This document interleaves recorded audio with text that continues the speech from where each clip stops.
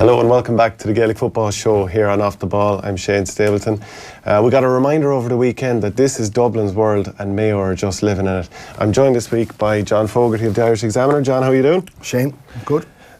First things first, let's get to the big one over the weekend. That ice cream from David Clifford as well, a Twister ice cream in the middle of February. Look at that stuff up there on the screen. Would you be a Twister man yourself? I can't believe you're talking about this. What do you want to talk about from the weekend? We can talk about Dublin Mayo. Certainly another disappointment for Mayo. So disappointing, I believe, that James Horan kept them in the dressing room for a couple of hours afterwards. Real chastening. This was an opportunity in many ways for them to make some sort of a psychological impact at the start of the year, and clearly they weren't up to it. Still a possibility that Mayo and Dublin could play each other, before the championship. But Horan really, you could see it afterwards, he was dejected. And this is a Dublin team. Mayo have been back since October, doing trials in November really. Dublin are, as we're reminded time and time again, are only off the plane. Obviously they're not, they've been training through it all. Johnny Cooper said it before, that Dublin never stop. They're always in the gym. We've seen it before in All-Stars and things like that. Mayo obviously would be the same too, but real chastening when you consider that Mayo should have been ahead of Dublin and clearly they weren't. You had an enjoyable Saturday, I believe. You were in a Congress. You love Congress so much, you should get a congressional medal. But what's more tragic? What's harder to take? A day at Congress or watching your beloved Liverpool throw away the title? I think what's more disheartening, Shane, is when commentators like yourself comment about Congress and don't even turn up to the thing. So there's a lot of experts out there. Yep. But you have to be there. And I think Congress is, let's be honest, Congress is it's been streamlined at the moment. They've got rid of the banquet on the Saturday night. There's talks now of it going to be a one-day event. Certainly in terms of the media representation, obviously you weren't there, Shane. Others weren't there, and yet you would think it, going by some of the comments that they're making. But only 3 national newspapers were there: the Irish Times, the Irish Examiner, and the Irish Independent. So does that say that more people are becoming disinterested in Congress? Possibly so. A lot of the stuff is rubber stamping. A lot of the stuff goes on behind closed doors in workshops and in Central Council. Let's be honest, Central Council is a closed shop. It didn't used to be. Maybe it's time that we open the doors and see exactly what's going on in Central Council, because that really does seem to be where all the big decisions are being made. We'll come to the Dublin motion, for Croke Park, Donegal's motion that they put through. Do you think it's an effective means of democracy? Because people seem to think that it's a bit of a closed shop. You even look at the transparency motion last year, whereby it was voted down that we'd find out who did delegates actually vote for and did they follow the mandate from their own county. But that's the thing. The transparency motion did upset a lot of people from the outside, certainly not from the inside looking in. A lot of counties weren't mandated. Up until Friday night, I was asking a couple of counties how they were going to go on the Donegal motion, and they were waiting to hear the debate. So the transparency thing, absolutely, I take the point in it that, it makes sense. The CPA called for it. I think if it had come from anybody else, bar the CPA, it probably would have gone through. But the fact, just like the GPA got a slap across the wrist, and we'll probably talk about that shortly, but the CPA, they got the slap across the wrist and with that transparency motion that, I think Tracy Kennedy, the Cork chair at the time, said, aren't we trusted enough to be elected into these positions? Then surely our word is good enough. Yeah, that's all well and good, all right, but I think transparency, a lot of people would like to see exactly how their votes are going, how their county is voting, and to follow up if the mandate isn't being followed. Because let's be honest, the black card, that was not, if you go through the counties, that was, people's minds changed the day of the debate, the night before the debate. Rule 42, that wasn't going to go through, but clearly opinions changed on the day as well. So I think a lot of decisions, as much as you make the point that Congress perhaps is becoming a little bit outdated, it still has the strength whereby delegates are making their decisions on the day themselves. They're going on solo runs. Sometimes they are, yeah, they are. Anthony Miles was on Off the Ball AM yesterday with Eoin Sheahan, and he was talking about how you can see as the day is going on that, okay, that county or that delegate has agreed with that delegate that I'll speak for his motion if he speaks for mine. And is there horse trading going on? And that's why I'm asking, is it an effective mode of democracy? Yeah, I take your point. Very much like politics everywhere, just down the road here. In the Dáil, there's a lot of horse trading going on, and there's a lot of back scratches, no doubt about it. So is it an effective means of democracy? It could be better. It's getting there, though. I think it is getting there in the sense that I'd say in 10 years' time we're going to look at delegations and they're going to be probably cut in half. We have a special Congress likely later on this year. That's going to be very effective in the sense that it's a one-day event. We know what's probably going to come up, experimental football rules, which we might talk about today as well, and other aspects as well. But yeah, it's getting there, but absolutely it's too unwieldy at the moment, yeah. On the back of that Donegal motion, we had Mick McGrath, the Donegal chairman, on the show on Off the Ball AM yesterday, and Sean Kelly as well, former president of the GAA. So here's what they had to say about that Donegal motion. You difficulty with where the motion was divisive, was that it? Well, that type of wording was done, but people use words in their defence. Like, and I mean, we're big boys and it's a big world. We accept that, we're big boys. It was probably some of the words that was used by Sean Kelly that were, you know, if there was any divisiveness, it came from him, not from us. And we would have had a good enough relationship with him down through the years. And we weren't looking for any favourism from anybody. We were only looking for one word: fairness.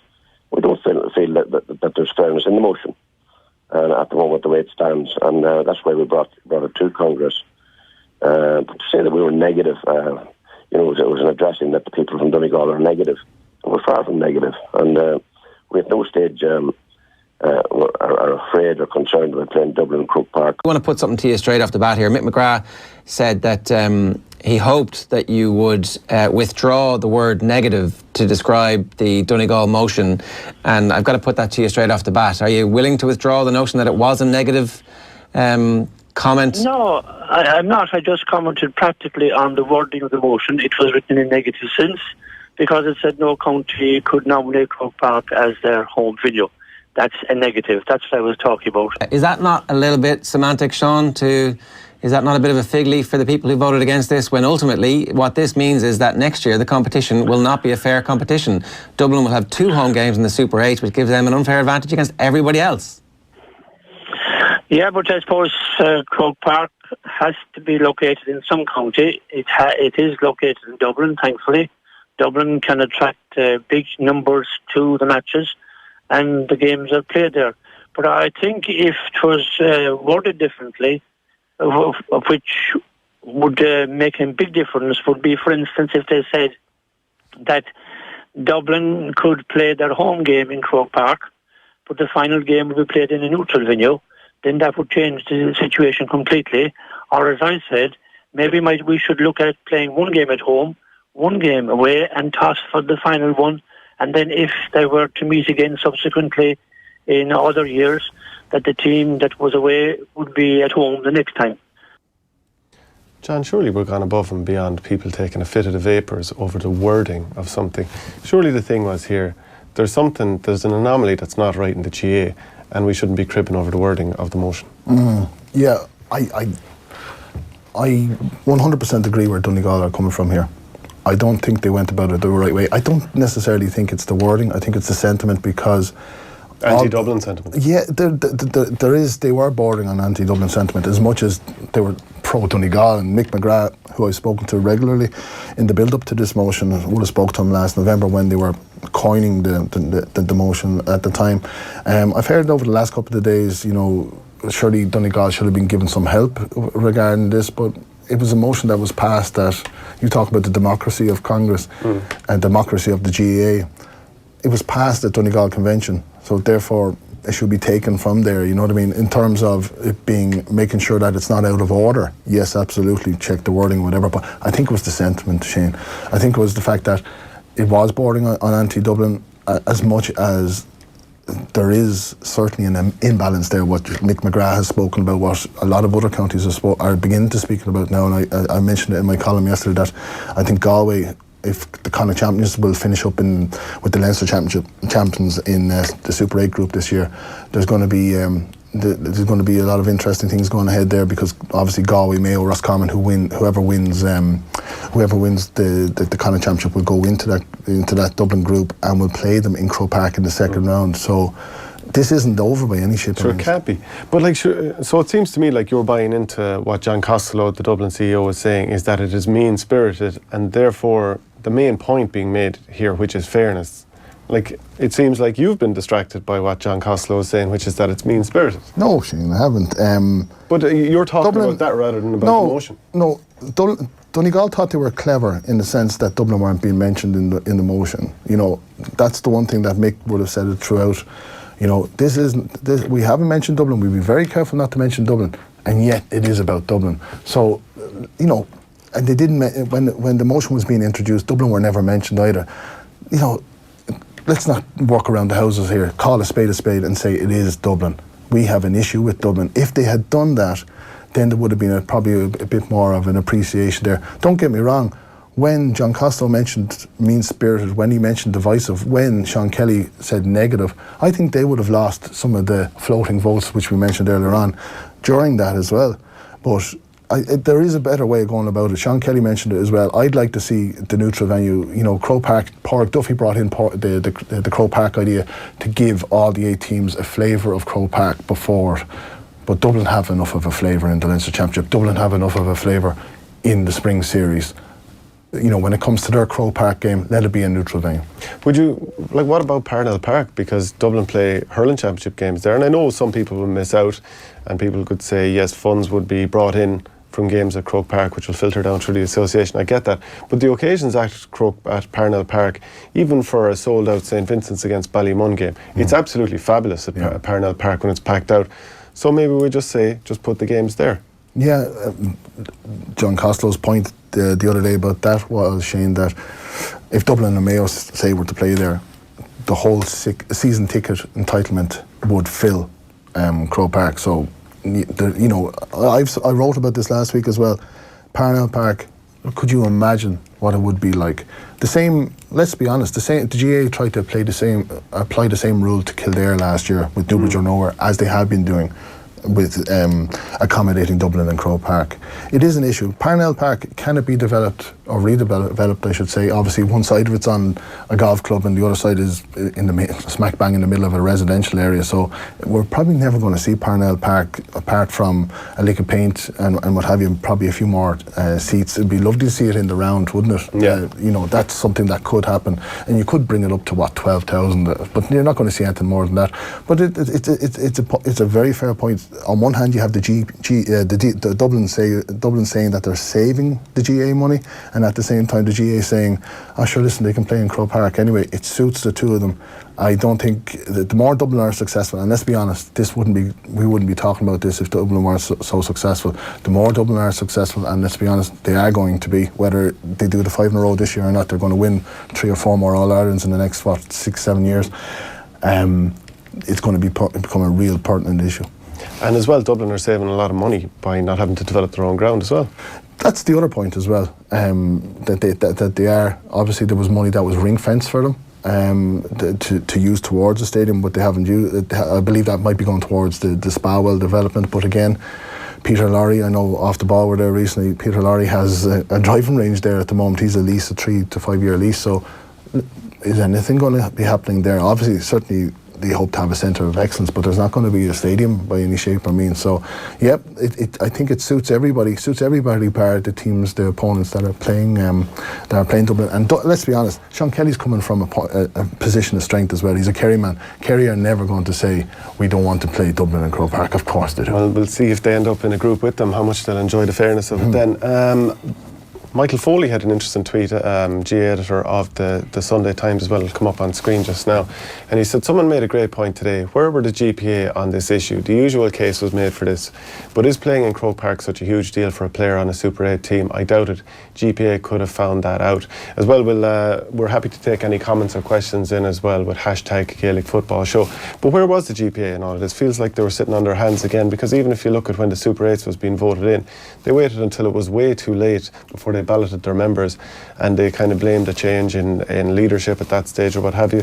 But they're supposed to be the head of the players' body at that level, so is that good enough? I agree with you. The whole Super 8 issue, Shane, they were so wishy-washy on it. They said they were against it, but it never felt like they were. They only spoke about one motion at the weekend, and it was their own motion. And I think this motion, the Donegal motion, came after about an hour after their own motion had been shot down big time.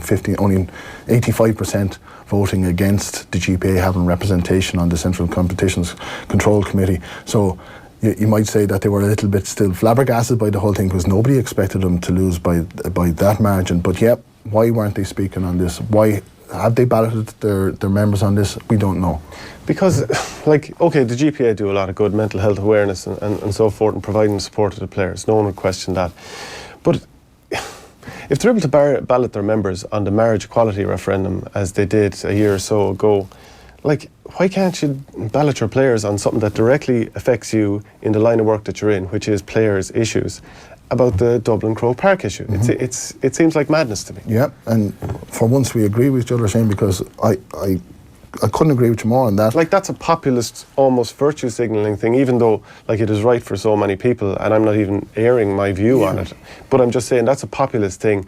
Let's ride the good vibe on this one, but rather than sinking our teeth into something that directly affects our members. But what suited them as well regarding the experimental rules? Why did they ballot inter-county managers? Okay, a lot of inter-county managers are former members, i.e. GPA members, so to speak. Several of them aren't, but it suited them to oppose these experimental rules, and that's why they balloted them, and that's why I would have an issue with that. But the GPA, they really should have been standing up on this, and let's not say, there has been accusations certainly that they are too Dublin involved, but they aren't Dublin based. Let's be honest, it's the same thing as thrown at the national media as well, because majority of us are based in Dublin.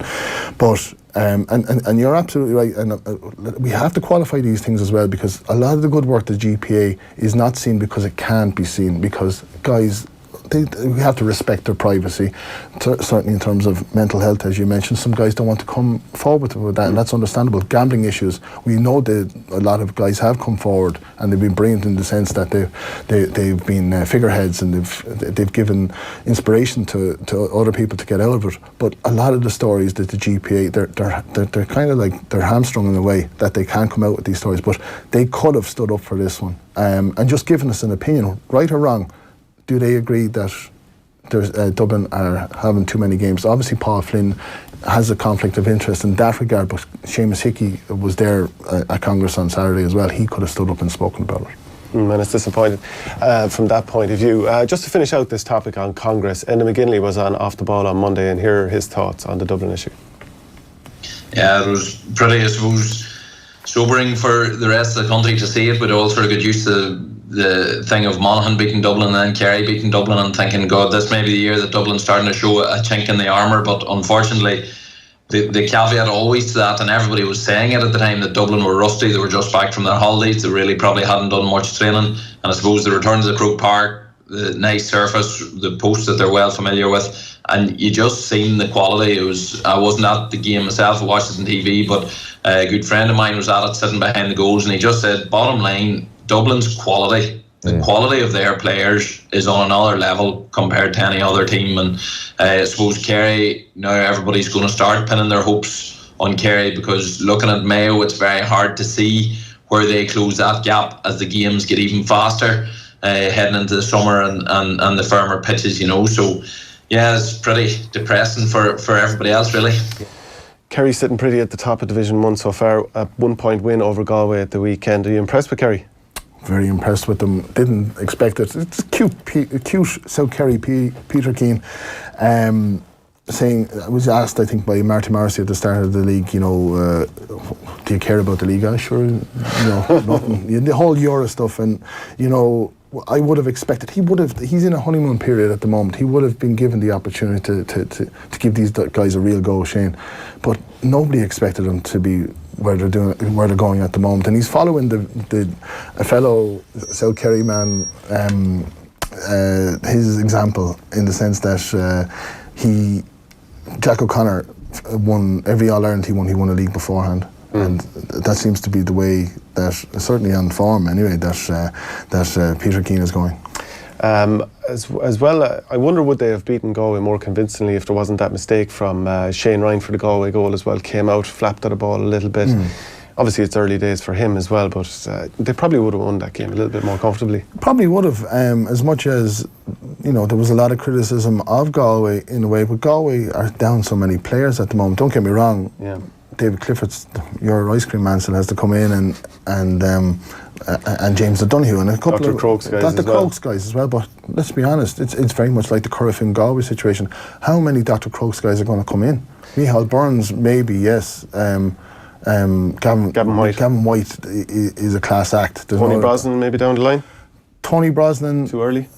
Still has to earn his spurs a little bit. Although Micheál Burns, you know, was getting into the Kerry team almost before he was getting into the Dr. Crokes team. That's it. He didn't start the All-Ireland final in 2017, and yet he was playing the championship a year later. That's Fitzmaurice has shown a different attitude than the likes of Pat O'Shea has to players, but again, each to their own. What did you make of when Peter Keane decided to climb on the Kerry supporters bus? I can't remember if it was the Cavan game or the Tyrone game. Cavan game.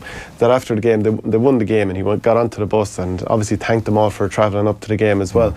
A manager who's like an established great player, you know, that's probably not something that they would feel the need to do, but he had sort of dropped a couple of guys off the panel and suggested that he had just picked his own panel.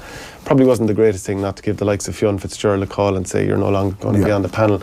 Is it a kind of thing that because he's not a big established iconic legendary name, was it for that reason? Was it to come in and sort of curry favour? Possibly. Like one of the greatest GA books of recent times, in my opinion, is Jack O'Connor's book, because he gave us a real Keys of the Kingdom. A real insight into the outside, so to speak, because he was the outsider, Shane.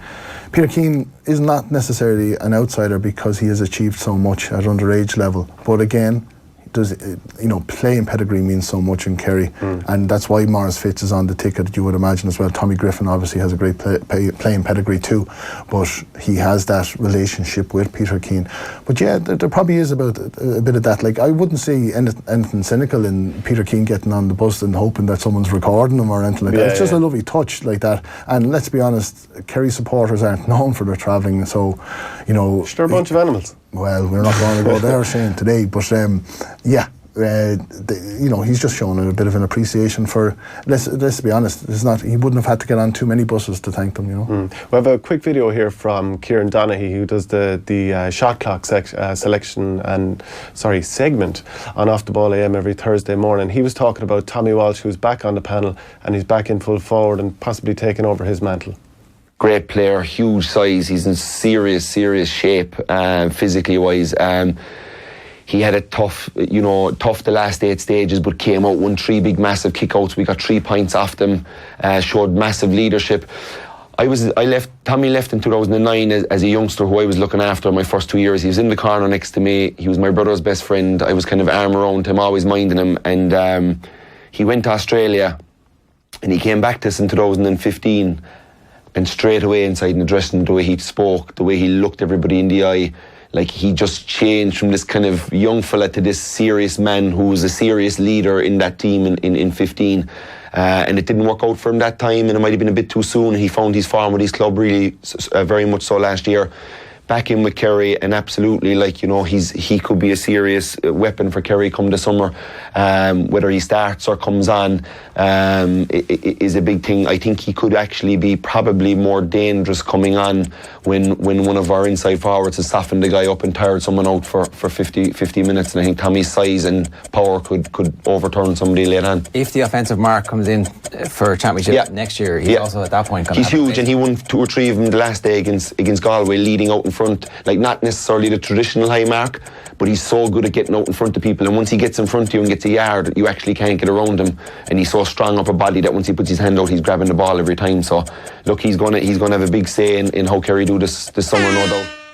We both would have interviewed Tommy a number of times over the year, but at the end of 2017 I saw him playing for Cairns O'Reilly's in the semi-final. I think it was against South Kerry of the Kerry Championship, and you could see his hamstring bandaged up. He was barely able to move. He was brought off eventually, really ineffective. And then last year he had an excellent club championship again.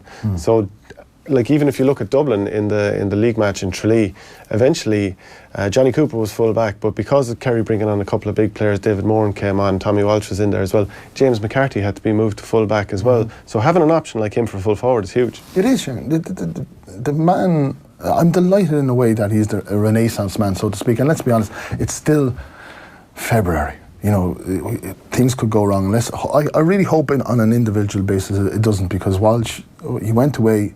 He had an absolutely horrific injury. I remember speaking to him in St Kilda in the international rules a few years ago. You were on the same trip, Shane. I think you were sunbathing at the time.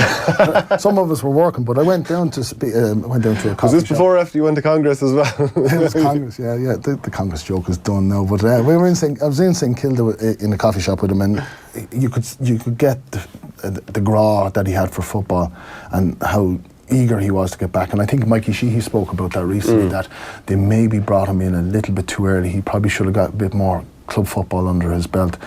I'm delighted to, you know, especially us old men as well. It's great to see a guy towards the end of his career, you know, end of his inter-county career doing something. And I'm absolutely delighted to see that.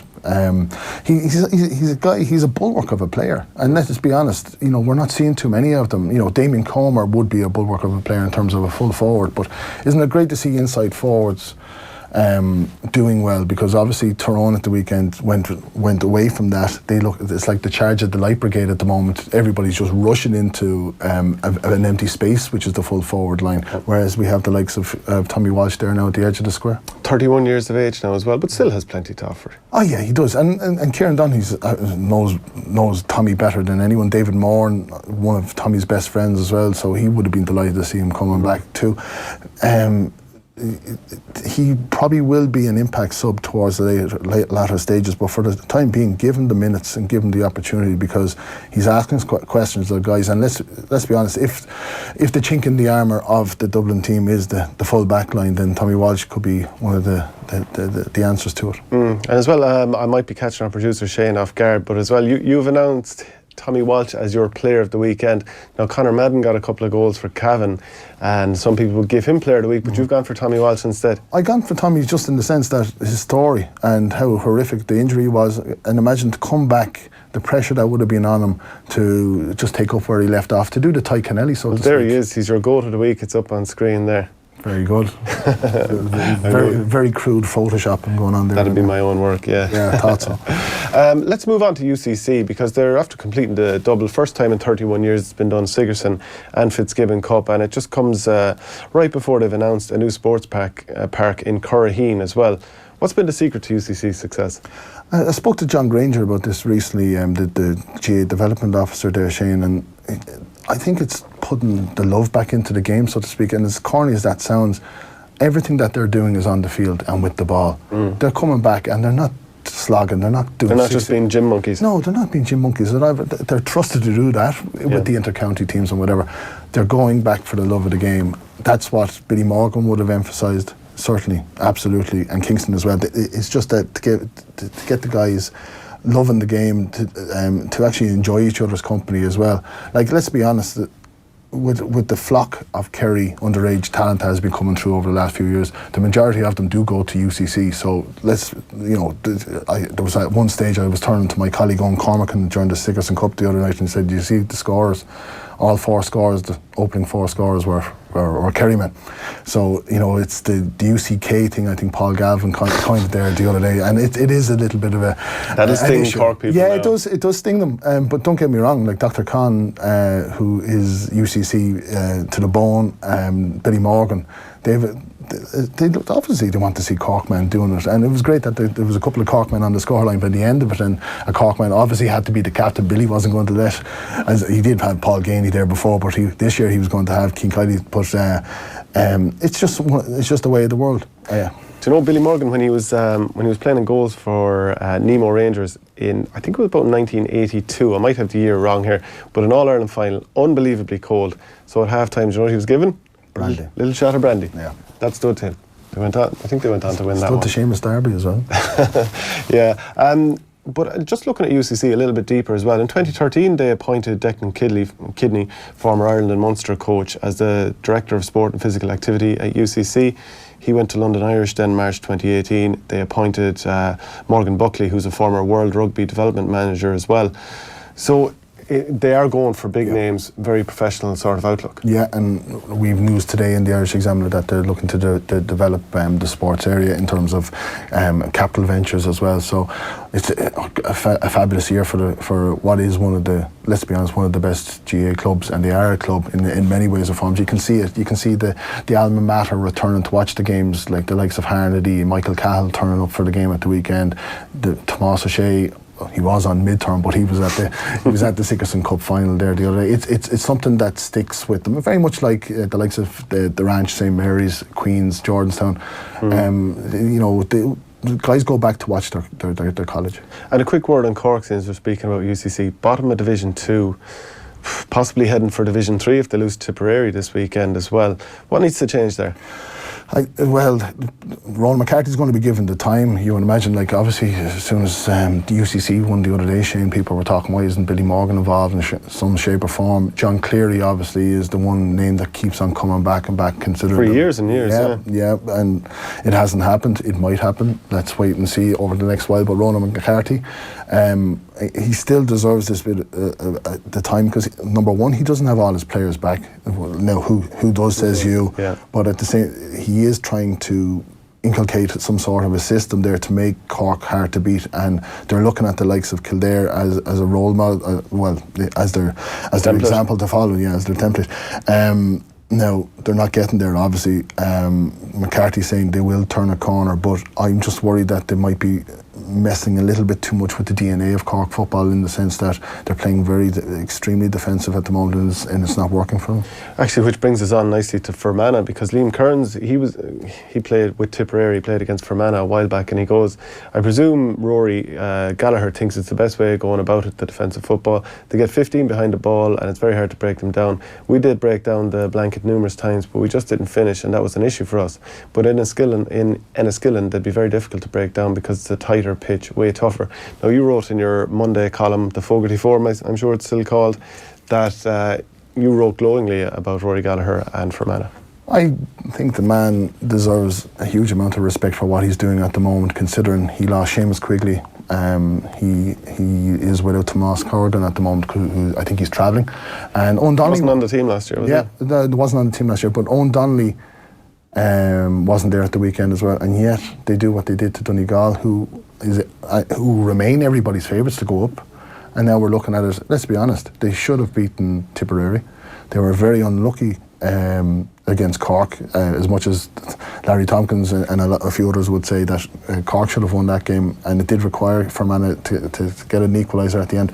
But the limited resources that Rory Gallagher is working with, and what he's doing at the moment, I have to commend it. You might disagree with me now, Shane. Well, it's more so that I think it's been a little bit overstated at this stage. Now, Carl O'Kane was off the ball AM yesterday, and he spoke glowingly about them as well, and I fully accept that. But if you compared the Donegal team that would have beaten them quite comprehensively in the Ulster final last year, and look at the Donegal team that was out at the weekend, Donegal were missing Michael Murphy, Paddy McBrearty, Frank McGlynn, Oran McNeilish, Mark McHugh, Paddy McGrath, Paul Brennan, Stephen McBrearty, Paul Durkin is coming back, Sean Gallagher, goalkeeper, wasn't there either as well. So are we getting a little bit ahead of ourselves with Fermanagh here? No, absolutely not. You have to understand the size of Fermanagh for a start. You have to understand exactly what the resources are, which are slim to none in many ways. And as you point out, I rightly commended Rory Gallagher, but I also commended Terry Hyland, because, let's be honest, Leitrim don't have the greatest resources at the moment as well. But Fermanagh will always be, Gallagher will always set them up as hard to beat. Now, they will not, the expression anti-football has been used a bit about them, but you know what? It's ultra pragmatism, and he's not ashamed of it. He's not going to move away from it. It got him an Ulster final last year. It might get him to an Ulster final again this year. Interesting you bring up Leitrim, because we brought in Shane, Hannon and Enda Coll to have a quick look at a couple of teams that are operating in Division 3 and Division 4. Yeah, we're going to talk about a couple of the teams in Division 3 and Division 4 for a couple of minutes. With Shane, Hannon and Enda Coll in here. Shane, just to start off with Louth, at the moment they're top of Division 3 and having fallen down from Division 2 last year. Terrible form, looked to be all over the place under Pete McGrath.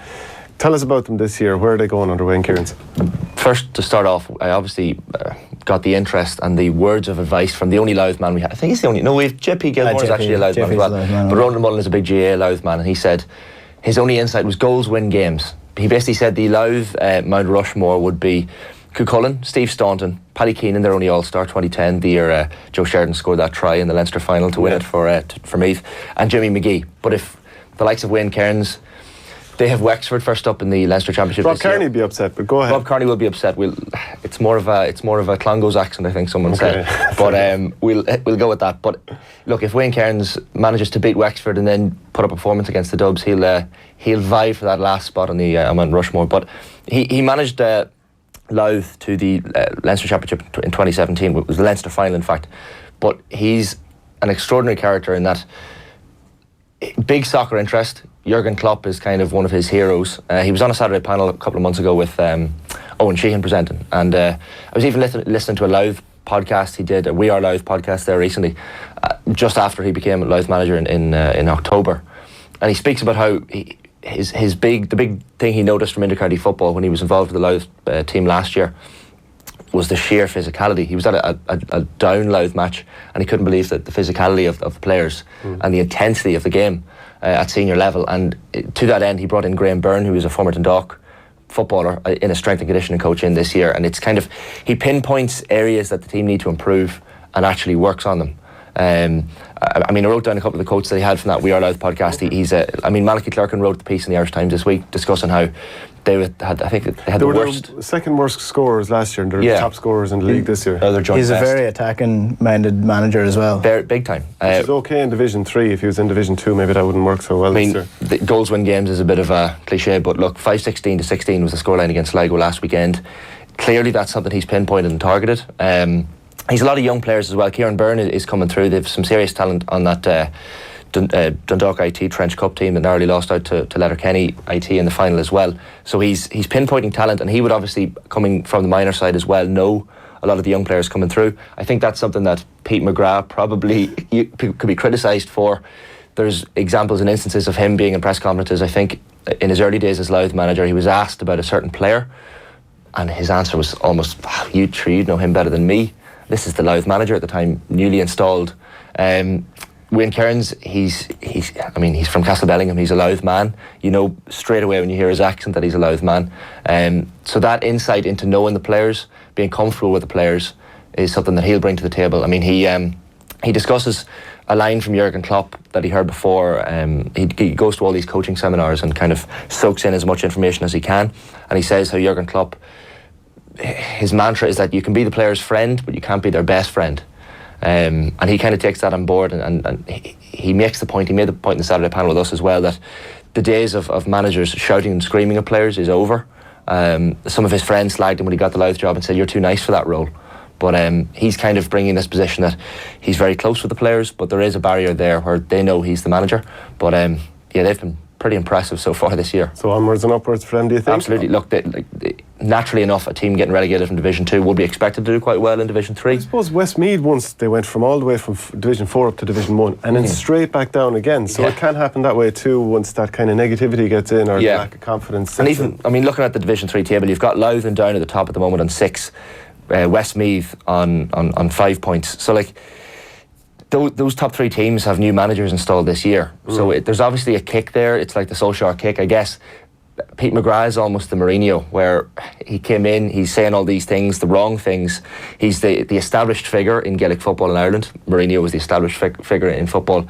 Wayne Cairns is coming in, he knows the players, he knows the club, the county, a bit like Solskjaer. And obviously you're going to have the honeymoon period, but Wayne Cairns' honeymoon period for Louth is quite good. That brings us on nicely then to Leitrim, who are joint top of Division 4 on 8 points, same as Derry. New manager in Terry Hyland, who of course, it was interesting, I saw a couple of months back that for players to come up and down to, a lot of his players will be located elsewhere in Dublin, I suppose, for work. Rather than having them spend hours upon hours travelling up and down the motorway, he's organised training sessions in Dublin, which isn't unusual. You know, the likes of Longford, the midweek, for at least one session they'd meet in the likes of Abbottstown. That's common enough for counties as well. But it shows a progressive approach from the former Cavan manager. Well, yeah, I just want to touch on something Shane was saying too, that the manager has a big impact on what the players do, but I just want to bring you a quote from Highland here. He said at the start of last season, he said, I think irrespective of whether you're a small county, big county, small group, big group, it's how you prepare and where you want to be at the end of that.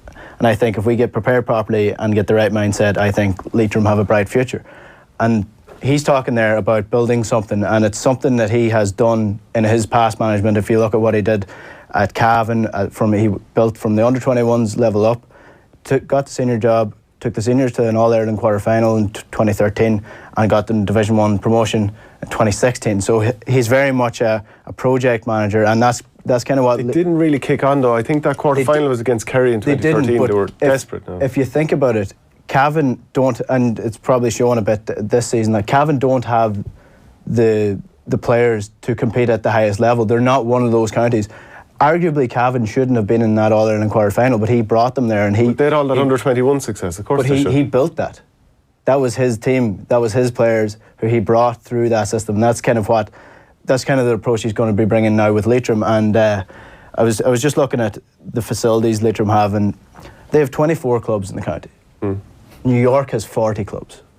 And Limerick, who are competing in the same division of them, have 101 clubs. So they're competing with less players, less facilities, and of course you have the factor that the Leitrim players are actually, like you said, mostly in Dublin. So that is a factor, whether they're training in Dublin or not. So to have them up on the top of the table, 4 wins from 4, is a really extraordinary thing to do. And they're just behind Derry.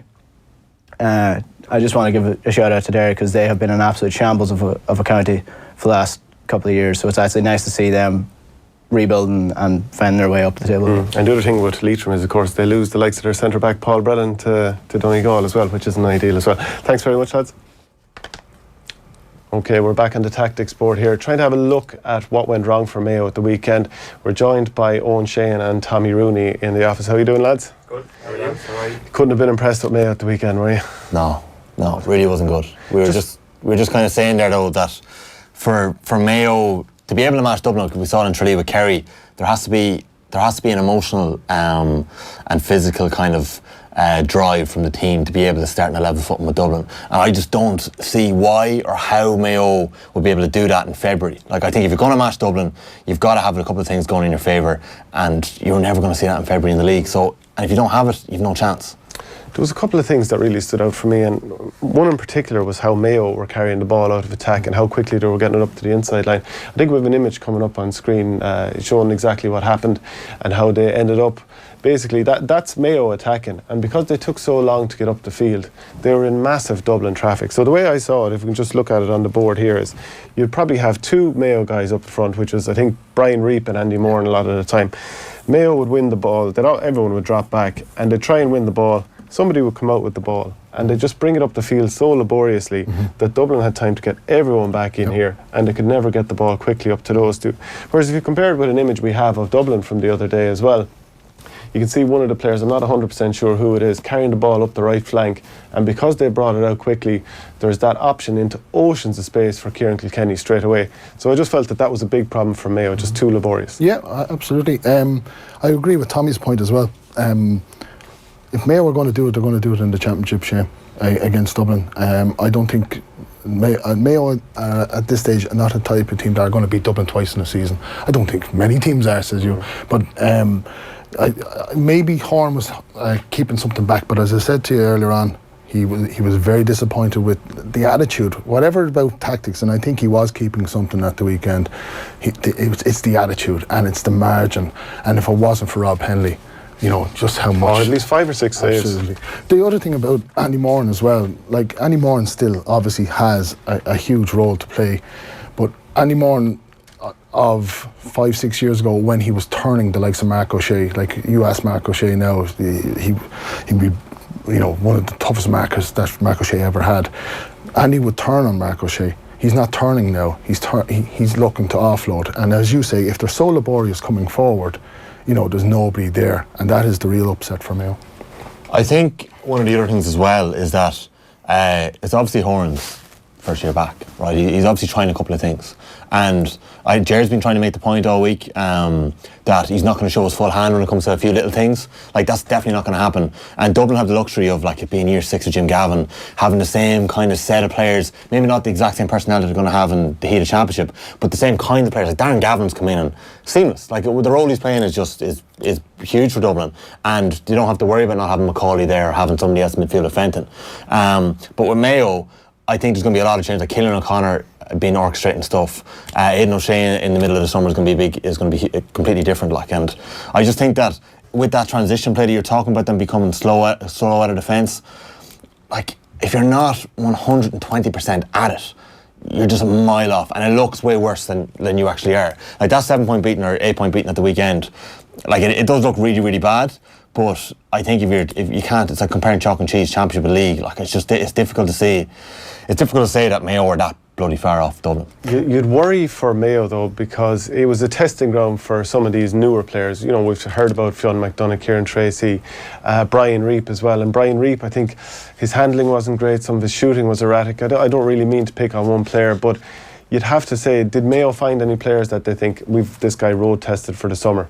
It was more or less a systems failure all across the board. But just on the fact that you point out the transition play there being so poor for Mayo, and the main reason why it looks so comfortable for Dublin, is that not Mayo's bread and butter? Yeah. Like, I don't think there's any reason to suggest that that's not going to exist at a fairly high level in the middle of the summer. What do you mean? The transition? They'll be playing that game, yeah. Like, being pretty good when they get into the business end of the season. That I think panic stations are completely overhyped. Yeah. I don't think it's fine. I think there's a bit of a worry because this Dublin team are still a little bit undercooked, and for them to look like that they're the team who've been training since November is a big worry from Mayo's perspective if they want to win the All-Ireland. But in terms of them giving them a rattle later in the year, and I don't think there's any suggestion that if you actually came into this year with that belief that you need to take a step back too far. I do think, though, that there is still that level of distance between them, that since they last got at them in the Championship, which is a year and a half ago at this point, Dublin have gone on to another level. With Mayo last year, it depends what school of thought you're in. Was it really just a kind of a dormant year for them? I really do believe that was the case, or was this actually the start of a downfall and the start of a decline? Like, Saturday night would probably suggest the latter, to be quite honest with you, but I don't think it's as dramatic as people are making it out to be. I wouldn't say a panic station myself even, and the likes of Diarmuid O'Connor coming back is the exact sort of player who's going to be able to carry that ball up the field. But even that, Shane, in terms of like discovering players, like we've seen some of these Mayo lads, McDonagh, Tracy, Reap, Loftus last year, like, they don't actually need 6 new forwards, and they've got a couple of forwards thrown in there into a set. You're not going to see that set of 6 in the summer. Like, they need maybe McDonagh starting and Reap coming off the bench, or Tracy coming off the bench. So I wouldn't be too worried about how it feels in terms of 6 of them there together. Like, it's not going to be that 6. But it's midfield where they need it, lads. Stephen Cohen has been in and out of the team for, like, I watched him in Kerry, was it last year, and he turned the game coming on in midfield. I would love to see a bit more from Stephen Cohen. If you look at the guys who are making the real inroads into the team in the Championship, it's in defence. We've seen Brendan Harrison coming over in the last couple of years. O'Donoghue, you know what I mean? It's not in midfield. What do you make of Matthew Ruan? Progress stinted a little bit at the weekend. As much as he put in a good shift, there's no denying that, but you want to see a bit more of him. Like, the question about it is, how many of the old reliables are not going to be in the match day panel for Mayo come the Championship? There's going to be, and that's the judgment for me, really. You know what I mean? Because I would be concerned that there's too many loiterers in that crew for Mayo. As much as James Horan, the man knows exactly what's going on there. He's stuck around. He knows the ins and outs. He knows the guys coming through in Westport. He knows the guys coming through in Ballina, Stephen Knights at the moment. But is there too many guys? No retirements. Like, he came out there before Christmas and said he didn't expect any retirements. Well, surely, should he be retiring guys? You know what I mean? Like, obviously they're a really self-contained, self-motivated group of people, but I would worry that there's 1 or 2 guys there that are hanging on by their fingernails.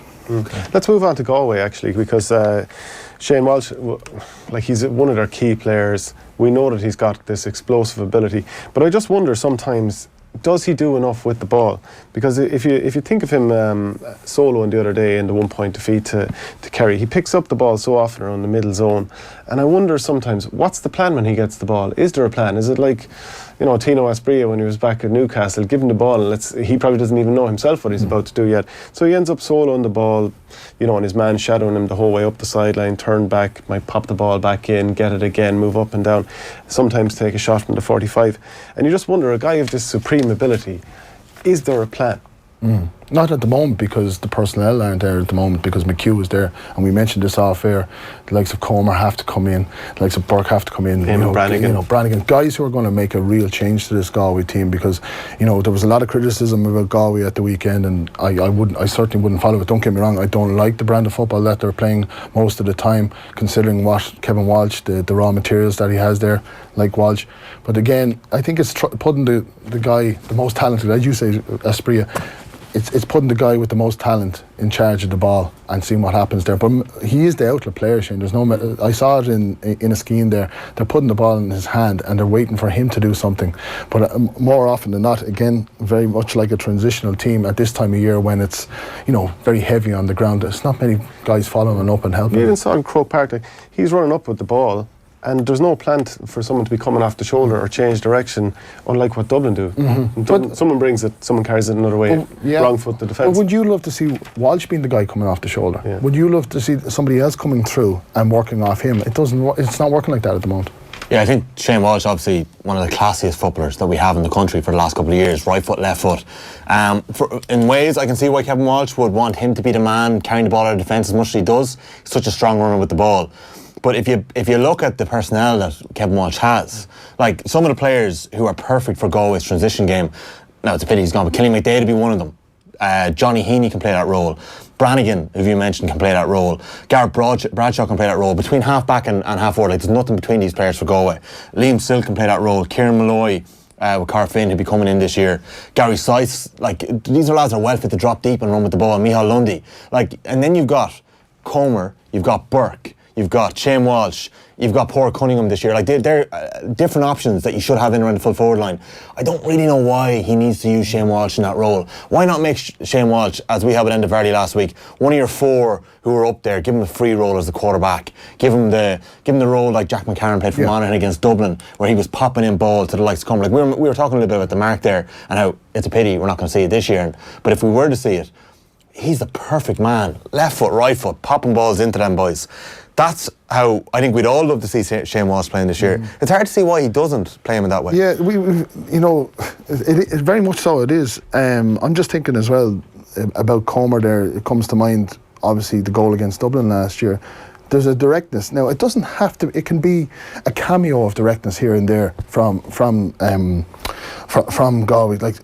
I would love to see a high ball being pumped into Comer and testing somebody out, because let's be honest, the day of the traditional full-back is gone. Well, who's going to bring back the traditional full-back first, or who's going to bring back the traditional full-forward? Yeah. And whoever brings it back first, you would imagine. Well, Dublin had to do it against Kerry. That's They were compelled. It was reactionary. Our Galway making teams too. Obviously, if you see what's going on in front of you with Galway, you're going to replicate it, and that's exactly what Kevin Walsh said to us after the match against Monaghan. It's like two ends of the same battery. They're going to repel each other. With what Kevin Walsh did, they've obviously won a couple of Connachts and they've brought Galway on an awful long way. They were contenders last year, we'll say. But just to go on another level, I think we're all in agreement that maybe they need to look to change it a little bit, go a bit more direct. But they have shown glimpses of that. The cameos, as you mentioned, who was the best player when they won Connacht last year? Shane Walsh. And why did they manage to get that performance out of him against Roscommon? Well, they were trailing. I think Roscommon were leading at half-time. I haven't looked at this, but as far as I recall, they were leading at half-time, Roscommon, so they needed to do it. But second of all, they believed that Roscommon were a team they could launch a comeback against. Whereas with Dublin, it was kind of like, oh, geez, we've missed a penalty. Oh, God, they've scored a goal where Conor O'Callaghan just fisted into the far post. That's it, let's fold up the tents and go home. Yeah. I kind of feel sorry for the Galway players in that regard. I agree with you that I personally really dislike the brand of football that they're playing, and I think they could get a lot more out of them in terms of excitement. Now, the question is, does it actually manifest itself in another semi-final spot? I know it kind of contradicts my point, but I'm not sure it actually does. It might give you a better chance of giving Dublin a rattle, but it might not actually get you within range of Dublin in the first place. So that's the balance. Absolutely, Eoin. And Tommy makes a very fair point. You gave us a list of players there. Do Galway have too many of the same player? That's the question mark at the moment. What about this, John? Now, a lot of people pulled their hair out for me suggesting this, but we've seen players being rotated, moved from the forwards to the backs. Even like look at Limerick, Declan Hannon going from centre forward to centre back. Is there anything to be said for Shane Walsh playing a little bit deeper, using that unbelievable pace, almost Jack McCaffrey style, from a little deeper? Now, I don't think he's necessarily going to be a marker of any description, but maybe it's a new role for someone like that. Bring that pace upfield from deep positions and have a plan of who's going to be coming off his shoulder and when. Well, I don't think it's the silliest idea, Shane, because Galway operate with 3 midfielders anyway. Yeah. We've seen it because they have guys 6'4". You know, Fintan O'Connor is back in this year as well. Do you know what I mean? So they are going to miss the twins, but the twins are the type of transitional players that you were speaking about, Tommy. But he could be the third midfielder, if you know what I mean. What about that sleeve that Shane Walsh wears, that basketball sleeve as well? I think we have an image of it coming up on screen as well. Not too many players could get away with that. Have you noticed that he just wears one sleeve only? There's one player who does it under arm. Or what is it? I don't know, it's just a one-arm sleeve. There's one player in hurling who does it as well. He's coming up on screen here as well. Shane Stapleton. No, it's not Shane Stapleton. That's John Conlon last year. So he's got no. That's he just has an elbow support last year, but he's moved on to this next image this year, which is the one-arm sleeve as well. He's got something hidden in that's the elbow support. Well, that's the elbow support, and I'm wondering if Shane Walsh is the same thing. But it's an interesting look. It's like half a Superman suit underneath. Any man who can kick frees with left foot and right foot the way Shane Walsh can wear a sleeve like that. I don't mind. So maybe Maurice Fitz back in the day, he missed the trick with that one, did he? Well, that's it. That's why he took until 97 to win an All-Ireland. As a Kerry man, you must have been following Eamon Fitzmaurice's tweet from the other day as well, the Dublin Mayo game as well. He was tweeting about Evan Comerford. I think we have it coming up on the screen here. Evan Comerford's Dublin's best. He was Dublin's best player tonight. Allowed Dublin do their thing with the quality of his kickouts and saved the penalty. Albeit, let's be honest, he stepped off the line. First time I've seen him playing like he feels like he belongs, rather than as the deputy getting a run out. Lads, what did you make of him? How important was he?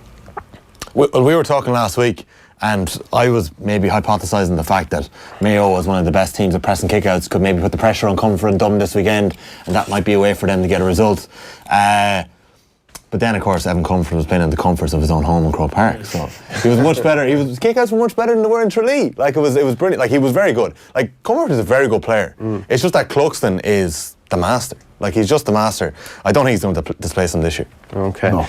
Anthony Moyles joined yourself, Eoin, on OTBAM, and he was full of praise for Louth manager Wayne Kearns. Let's have a quick look at what he said. I'll also go with Wayne Kearns in Louth. Yeah. Like I know we were chatting about him and you said you interviewed him. Yeah, he's on the Saturday panel a few weeks ago, which you can watch back. A very interesting guy and has a soccer background, which, as you've been saying, is so important in Louth. I think it is important in Louth. Like, I mean, you know, Dundalk and Drogheda, you know, two big strongholds, massive towns, and there's a serious pull towards soccer. You know, there's a serious pull towards soccer. There's many young lad in Louth who wouldn't even think of Gaelic. You know, they just it's there, but it's all the focus is on soccer, and I think it's a very smart move. I didn't know, like you were saying, that he has a bit of a crossover with the soccer and stuff like this, and that is a fantastic thing to have, because I think you nearly need to speak that language to get some fellas who have either fallen out of contracts with maybe League of Ireland clubs or something like that, but who are on the periphery, to pull them back into Gaelic and to get them playing for Louth, because I think that's an important thing, even from the underage, to come through, that there's a viable option for them, that it's not just all soccer, that you actually have a viable county team that you can go and, you know, still have that feeling of, you know, achievement and everything else. So he's doing a fantastic job. He really is doing a fantastic job, and it's great to see. Yeah, absolutely. So they're up at the top of Division 3 at the moment on 6 points, level with Down. He's doing well for a hurling man. Lads, a couple of topics I wanted to run through before you cut the back off me again, John. Longford are going to be going forward now without their best forward, Robbie Smith. He's no longer on the panel. Manager Podgill, Pádraig Davis. It was a big move for him on his first season. He hasn't had the money off the lads. He's been getting some fairly good results. He said that Robbie Smith doesn't have time for the panel just now. That isn't a direct quote. But to be without a forward who's arguably one of the best players in Division 3 and 4, that's a huge move. Well, you think he's the best? I've watched him a couple of times, and I think he's just fabulous left foot. Really good scorer. But the commitment is a huge thing. Like John Heslin was afforded a bit of time off as well, and that's going to work wonders. You know, you'll appreciate this. Larry Corbett was accommodated for a couple of years there, and sometimes you have to mind the talent. And you know, Smith, you know, probably should be given the opportunity just to take a couple of months. Like, let's be honest, we've been talking about a lot of games. How many guys are to come back? You could, we're talking about Galway, you're talking about Kerry's 2 best inside forwards. Donegal's lads. Donegal's lads. Jim Gavin said it to us in Clonus. There's a lot of shadow boxing going on. Serious amount of it, yeah. And a lot because of absentees. Well, it's interesting. Like we obviously don't know all the ins and outs of why Robbie Smith is not involved as well. But I would say he'd be as important to Westmeath as John Heslin, like you say, to Westmeath. Just on that, Kingston. I know we don't have much time here, but like I did a college documentary with John Heslin maybe 5 years ago, and he was really good with his time, and it was around player burnout. But one of the things he was talking about back then was, give us more championship games. We're training from November and we're getting maybe 3 games. And that was the time when Westmeath had gone to Division 1. It was before they were beaten and they were kind of getting hammered at the gate, and they had a tough year, but Westmeath were going well then. And, Westmeath have had some great highlights in the last couple of years, but like, these lads, even if they're in Division 3, Division 4, even if Leitrim are winning Division 4 and getting the Croke Park, like, it's only going to be Eamon Mulligan's first game in Croke Park this year if they get to a league final. Like, I know we might be moving slightly towards it with the GPA now. Our players looking for a second tier championship. There's too many counties who are in nothing territory. They're doing nothing. Like, no one really, like shadowboxing in the league, no one really cares about it. We want championships. I think, sooner rather than later, we're going to have to move on, because we're going to see more lads like Cormac Nealish, more lads like Jamie Clark, who heads off when he did, more lads like Neil Constrom is common leaving, Robbie Smith leaving. Like, Robbie Smith's not the first man from Longford to stop playing for Longford in the last couple of years, because, like, ultimately you're putting in so much and only a certain amount of teams are reaping the rewards. As it happens, John, I have a lozenge for you there, so work away with that there. Now, I would open for you and all. That was sitting in my arse pocket. I'm just shocked by that. Quick word on Sligo. Worst defence in all 4 divisions. 57 conceded at this stage. They're a bit of a shambles. They're at the bottom there at Division 3 as well, so their free fall continues. But maybe this is where Sligo historically are. They're just not a particularly strong county. They've lost so many players over the last while. Shane, that's some recovery from John there. Yeah, it's incredible composure. They've lost, David Kelly. And Paul Taylor obviously is a legend of Sligo, but he's just has a hell of a difficult job there, because there's always one team that thinks that they're too good for Division 4. Derry last year, but Sligo unfortunately look like they're going to be the team that believe that they're too good for Division 4 next year. Tomas O'Shea, the dancer from the minors. A couple of years ago, I saw him in a county semi-final, and he was running up the field with the ball, did a sharp turn, did his hamstring, dropped the ball, somehow stayed going even with a torn hamstring, won the ball back and won a free as well. Scored a brilliant point against Galway to help set up the win. I think he set up the winner then as well. Yeah, he set up Tom Sullivan. Yeah. So you've got to be excited about him, Eoin, as a Kerry man. He kind of leaps as well, like a dancer, doesn't he? It's lovely the way he runs at the ball, isn't it? Yeah, it's very, like, he's one of those players who you kind of forget about the 2014 team at this point, because there's been 4 teams of All-Ireland minor winners since then. You're like, is it too late? Clearly it's not. Clearly some people just take a few more years, and actually the fact of the matter is that the 2014 team are really kind of flirting with their peak now. Yeah, they're 23. That's the thing. So my point here is that David Clifford's going to get better and better and better for the next 4 years, is all I'm trying to say. The only thing about that, Shane, is that as good as that O'Shea point was, it was illegal. Yeah. Cormac Costello scored the weekend, illegal. We're talking about hurling at the moment and illegal hand passes. Are we going to start counting the steps? With Tomas O'Shea, is he not being fouled coming out? I actually agree with It's always been the argument in hurling anyway. Donald O'Grady has made the point that they don't count steps when you're being challenged. Leave them off. Yes, but there was more steps being... There was a lot. There was an awful lot. But the thing is, the thing is to give the free for where the foul is. If you're going to, instead of giving benefit of the doubt for the steps, I don't know what the exact rule is, but I presume you're not allowed to take 12 steps if you're getting fouled. No. It's like you're just allowed to get your free kick. Yeah. So, like, as much as it pains me to say it, I'd agree with you. I don't think the point should have stood, but it was a classy. The worst steps incident of the last week was the penalty that could have been in the Sigerson final. Exactly. Yeah. But again, the foul was made beforehand, Yeah. One final point then as well. Peter Hart's attempted lob against Monaghan. Brilliant win for Tyrone. We've been hammering him for a few weeks. Brilliant win, but what an attempt. That would have been goal of the century? Steady now, but it was audacity personified. It was fantastic, and perhaps not something that you would expect from a Tyrone football at the moment. Yes, under a previous Hart reign, so if it was Stephen O'Neill or Mulligan, and Stephen O'Neill, you would categorise as one of the guys who would definitely do something like that, but it's just surprising, and perhaps we're lauding it even more so because we're not expecting it from Tyrone at the moment. Can I give a shout out to a player here who I play college football with? He's in Brave Giant, the band, Ross McInerney. I'm going to have to get on to him now to get footage of this goal, but it was one of the greatest lobs I've ever seen in Gaelic football. He's in the Longford Clump Championship. He's running in on the goalkeeper. He's soloing in. Keeper comes off the line. He pops it off his knee over the keeper into the back of the net. That Have you ever seen that happen before? And he means it. And he meant it. He meant it. I've tried it in training before. Don't think I'll ever try it again. But like, I'll get footage for next week. But Ross McInerney, that was an unbelievable goal he scored. That's cheeky. That's it for the Gaelic Football Show this week. My thanks to Tommy, to John Fogarty, to Eoin Shane, to Enda Coll, Shane Hannon. You can get the podcast on offtheball.com. You can get the video on YouTube. The Gaelic Football Show will be back next Wednesday, and the Hurling Show is back tomorrow at 3 p.m. We'll see you then.